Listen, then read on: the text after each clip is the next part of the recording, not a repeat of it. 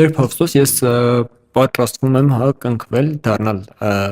հենց հայ քրիստոնյա, բայց ունեմ դաջվածք։ Հիմա սա ինձ համար աններելի մեղք է համարվում, թե ինչպես ասացինք, մինչև կնունքը գործած մեղքերը կարելի է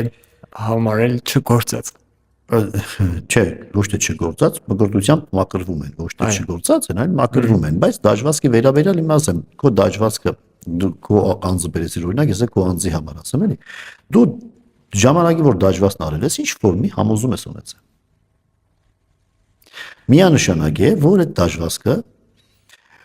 քո ներքին հոգեբանական մտածողությամբ քեզ օգուտ է։ Դրա համար արել ես։ Քո օգուտի մասին մտածող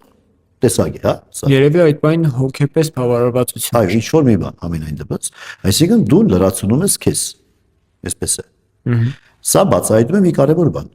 որ քո մտածումների կենտրոնում դու ես։ Իսկ քո մտածումների կենտրոնում բդեղներ քո սուրբ արժեքը։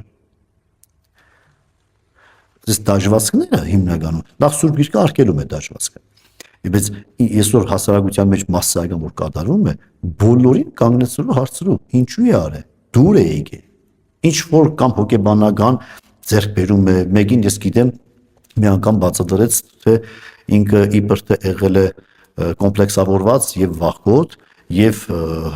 ինչ արյուզի գլուխ էր, դա չէ այստեղ ինչ էր արել չգիտեմ։ Որպես համարձակքայլ։ Հա, էլի, ու դրա արդյունքում ինքը սկսել էր համարձակվել, բայց արդյունքում ինքը համարձակություն չէր ձեռք բերել, ինքը իրան համոզել էր, թե ինքը համարձակ է եւ անշնորհ քայլեր էր կատարում։